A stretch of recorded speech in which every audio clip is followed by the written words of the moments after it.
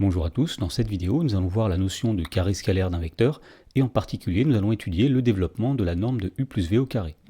Alors nous allons commencer par étudier la notion de carré scalaire d'un vecteur et donc la définition nous dit que si u est un vecteur du plan, eh bien on appelle carré scalaire du vecteur u le produit scalaire u scalaire u. Alors une petite remarque, attention ici, le carré scalaire d'un vecteur c'est un produit scalaire, c'est-à-dire que c'est un nombre réel. Alors en particulier le carré scalaire d'un vecteur u, c'est u scalaire u, et on peut montrer que c'est la norme du vecteur u au carré. Alors cela vient du fait que pour calculer le produit scalaire u, si on utilise par exemple la définition à partir du cosinus, eh bien ce sera la norme du vecteur u multipliée par la norme du vecteur u multipliée par le cosinus de l'angle situé entre les vecteurs u et u.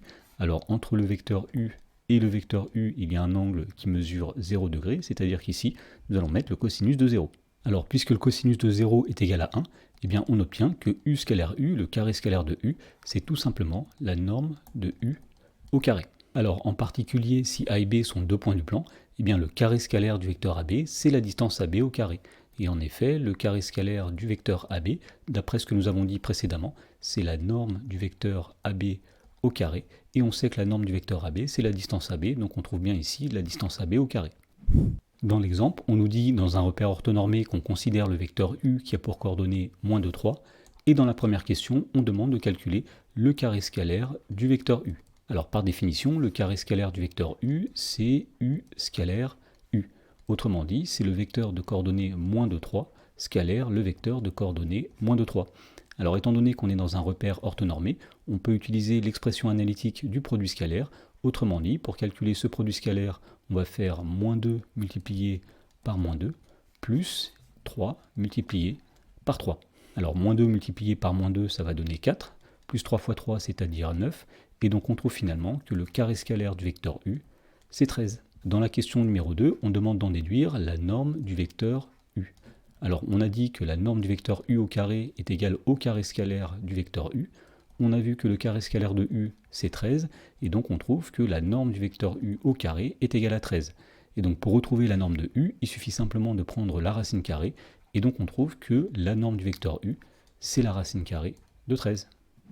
Alors grâce à la notion de carré scalaire, nous allons pouvoir donner une identité remarquable, et donc la proposition dit que si u et v sont deux vecteurs du plan, eh bien la norme du vecteur u plus v au carré, c'est la norme du vecteur u au carré, plus 2 fois le produit scalaire u scalaire v, plus la norme du vecteur v au carré. Alors on peut faire une petite remarque ici, étant donné que la norme d'un vecteur au carré, c'est le carré scalaire de ce vecteur, eh bien on peut dire que cette égalité peut aussi s'écrire le carré scalaire de u plus v, qui est égal au carré scalaire de u, plus 2 fois u scalaire v, plus le carré scalaire de v. Alors cette identité remarquable qui fait intervenir des vecteurs ressemble fortement à celle qu'on connaissait avec des nombres réels qui disait que eh bien, le carré de a plus b, c'est a au carré plus 2 fois a fois b plus b au carré.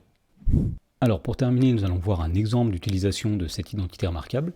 Et donc dans l'exemple, on nous dit soit ABCD un parallélogramme, tel que la distance AB est égale à 5, la distance AD est égale à 3, et tel que l'angle BAD est égal à pi sur 3 radians. Et dans la première question, on demande de montrer que le vecteur AC est égal au vecteur AB plus au vecteur AD. Alors pour faire cela, on va simplement appliquer la relation de Chasles.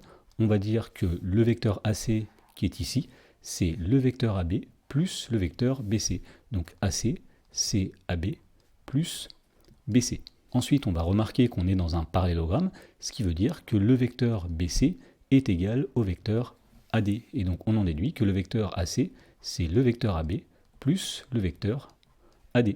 Dans la question numéro 2, on demande de calculer la distance AC au carré et d'en déduire la longueur de la diagonale AC qui est ici. Alors pour calculer la distance AC au carré, on va commencer par dire que la distance AC au carré, c'est le carré scalaire du vecteur AC.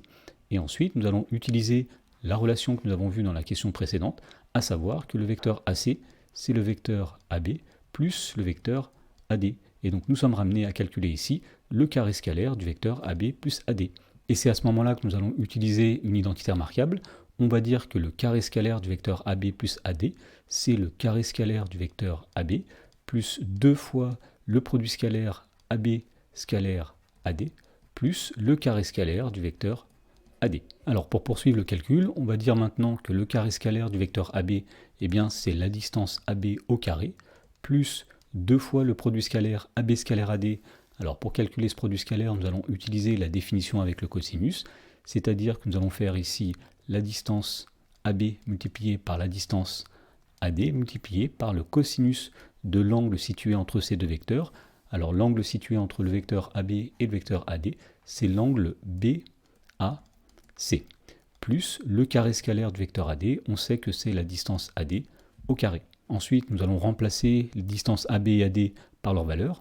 On sait que la distance AB vaut 5, donc ici nous avons 5 au carré, plus 2 fois la distance AB, c'est-à-dire 2 fois 5, fois la distance AD, c'est-à-dire fois 3, puisque AD est égal à 3, fois le cosinus de l'angle BAC, c'est-à-dire le cosinus de l'angle pi sur 3, plus la distance AD au carré, c'est-à-dire 3 au carré.